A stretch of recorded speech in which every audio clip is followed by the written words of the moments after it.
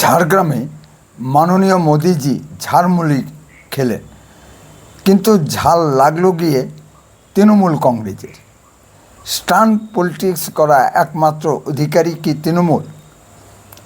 সেখানেই বিজেপি হাত দিয়েছে। এই জন্যই কি এত ঝাল লেগেছে তৃণমূলের? আসুন ঘটনাটি একবার দেখে আসি। मैं अपना जालमुली खिलाओ। हाँ, कितने का होता है आपका जालमुली?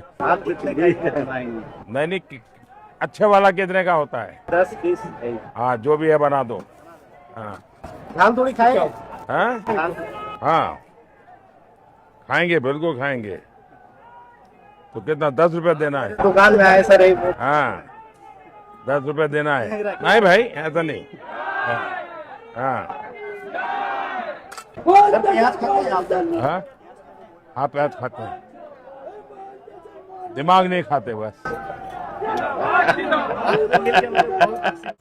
আমি বলবো ঘটনাটি অয়েল স্ক্রিপ্টেড, নিখুঁত অভিনয় এবং গুড মার্কেটিং। মাননীয় প্রধানমন্ত্রীজি হঠাৎ করেই সেখানে যাননি, নিশ্চয়ই আগে থেকে বলা ছিল এবং সিকিউরিটি মেনটেন করেই করা হয়েছে। মাননীয় প্রধানমন্ত্রীজির মতো ব্যক্তিত্ব হঠাৎ করে কোনো দোকানে কিছু কিনতে গেলে দোকানদার কি করবে বুঝে উঠতে পারতো না এবং হয়তো দোকান থেকে বেরিয়ে এসে প্রণাম করে বসত। কিন্তু ভিডিও চিত্রে দেখা যাচ্ছে দোকানদার তার দোকানে বসেই প্রধানমন্ত্রীকে ঝালমুড়ি বানিয়ে ঠোঙায় ভরে দিচ্ছেন। আবার প্রধানমন্ত্রী 10 টাকার ঝালমুড়ি কিনে নিজেও খাচ্ছেন, আশেপাশে উপস্থিত বাচ্চাদের হাতে দিচ্ছেন বা অন্যান্য যারা কাছাকাছি উপস্থিত আছেন তাদেরও দিচ্ছেন। মাননীয় প্রধানমন্ত্রীজির পকেট থেকে 10-20 টাকার নোটও বের হচ্ছে। দোকানদার প্রশ্ন করছেন বেশি ঝাল দিব কিনা বা পেঁয়াজ দেব কিনা। প্রধানমন্ত্রীজি উত্তর দিচ্ছেন আমি পেঁয়াজ খাই, কিন্তু কারোর দেমাগ খাই না।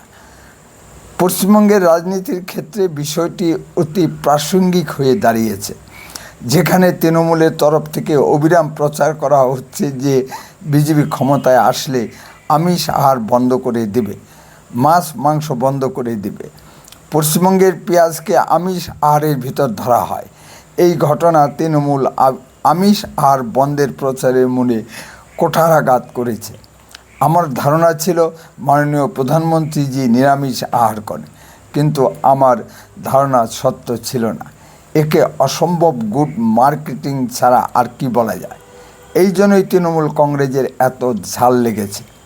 নমস্কার, আপনারা শুনছেন উত্তরের কণ্ঠ। উত্তরের কণ্ঠ থেকে আমি প্রভাত বসাক, তুফানগঞ্জ, কোচবিহার। আসুন আরেকটি বিষয় একটু দেখে আসি।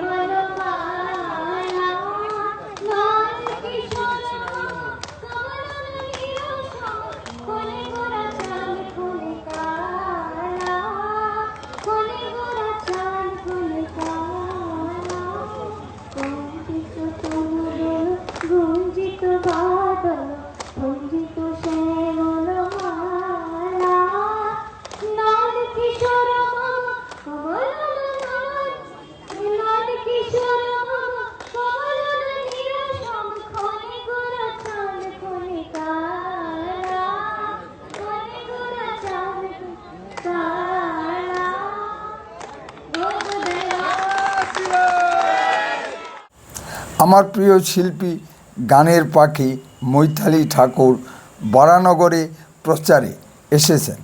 তার ভিডিও চিত্র আমরা দেখলাম।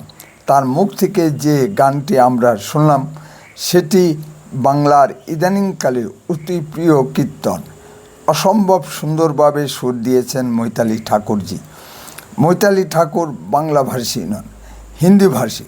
তার মুখ থেকে কীর্তনটি শুনে আমি মুগ্ধ হয়ে গেছি। বাংলায় পরিবর্তন আসছেই, আপনিও এই পরিবর্তন যজ্ঞে সামিল হন।